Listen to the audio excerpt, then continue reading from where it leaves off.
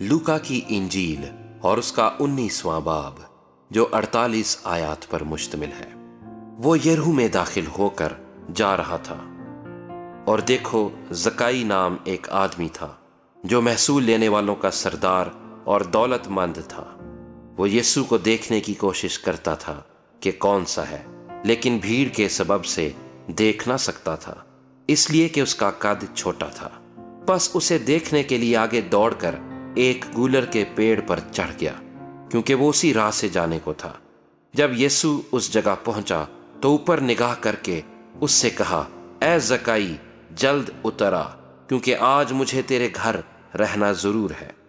वो जल्द उतरकर उसको खुशी से अपने घर ले गया।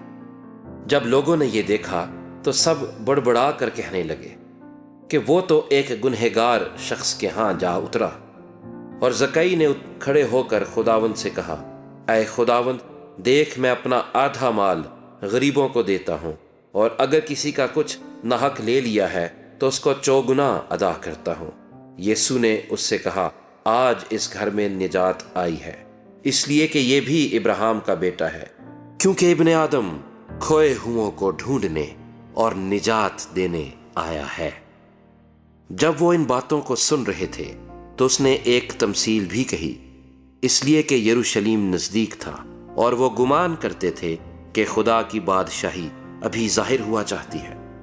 बस उसने कहा कि एक अमीर दूर दराज मुल्क को चला ताकि बादशाही हासिल करके फिर आए। उसने अपने नौकरों में से 10 को बुलाकर उन्हें 10 अशरफियां दी और उनसे कहा कि मेरे वापस आने तक लेन देन करना। लेकिन उसके शहर के आदमी उससे दावत रखते थे और उसके पीछे एलचियों की ज़बानी कहला भेजा कि हम नहीं चाहते कि ये हम पर बादशाही करे।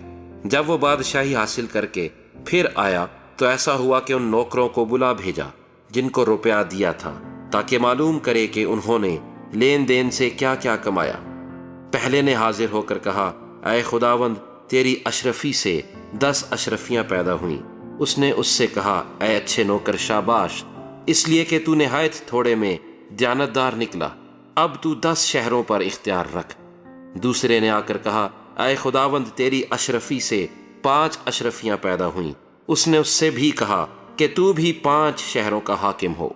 तीसरे ने आकर कहा, ऐ खुदावंद, देख, तेरी अशरफी ये है जिसको मैंने रूमाल में बांध रखा, क्योंकि मैं तुझसे डरता था, इसलिए कि तू सख्त आदमी है।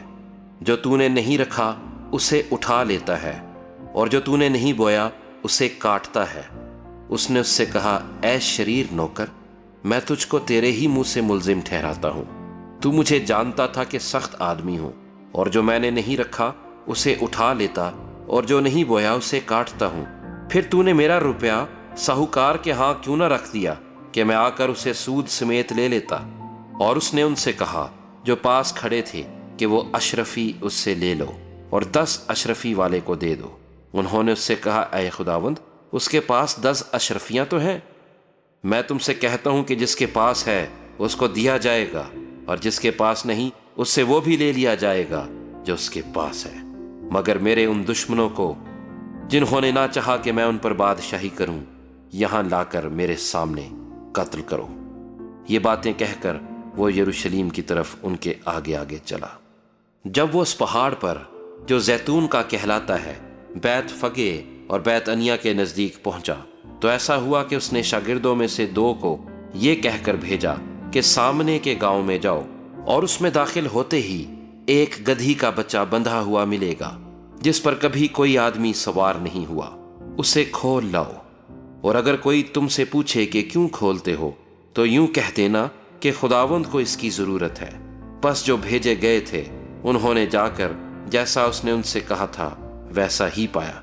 जब गधी के बच्चे को खोल रहे थे तो उसके मालिकों ने उनसे कहा कि इस बच्चे को क्यों खोलते हो, और उन्होंने कहा कि खुदावंद को इसकी जरूरत है। वो उसको यीशु के पास ले आए और अपने कपड़े उस बच्चे पर डालकर यीशु को सवार किया। जब जा रहा था तो वो अपने कपड़े राह में बिछाते जाते थे। और जब वो शहर के नजदीक जैतून के पहाड़ के उतार पर पहुंचा तो शागिर्दों की सारी जमात उन सब मौजज़ों के सबब से जो उन्होंने देखे थे खुश होकर بلند آواز سے خدا کی حمد کرنے لگی کہ مبارک ہے وہ بادشاہ جو خداوند کے نام سے آتا ہے، آسمان پر صلح اور عالم بالا پر جلال۔ بھیڑ میں سے بعض فریسیوں نے اس سے کہا، اے استاد، اپنے شاگردوں کو ڈانٹ دے۔ اس نے جواب میں کہا، میں تم سے کہتا ہوں کہ اگر یہ چپ رہیں تو پتھر چلا اٹھیں گے۔ جب نزدیک آ کر شہر کو دیکھا تو اس پر رویا اور کہا، کاش کہ تو اپنے اسی دن میں سلامتی کی باتیں جانتا، مگر اب وہ تیری آنکھوں سے چھپ گئی ہیں، کیونکہ وہ دن تجھ پر آئیں گے کہ تیرے دشمن تیرے گرد مورچہ باندھ کر تجھے گھیر لیں گے اور ہر طرف سے تنگ کریں گے، اور تجھ کو اور تیرے بچوں کو جو تجھ میں ہیں زمین پر دے پٹکیں گے، اور تجھ میں کسی پتھر پر پتھر باقی نہ چھوڑیں گے، اس لیے کہ تو نے اس وقت کو نہ پہچانا جب تجھ پر نگاہ کی گئی۔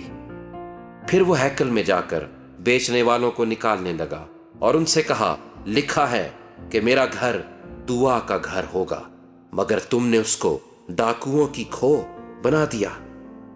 اور وہ ہر روز ہیکل میں تعلیم دیتا تھا، مگر سردار کاہن اور فقیہ اور قوم کے رئیس اس کے ہلاک کرنے کی کوشش میں تھے، لیکن کوئی تدبیر نہ نکال سکے کہ یہ کس طرح کرے، کیونکہ سب لوگ بڑے شوق سے اس کی سنتے تھے۔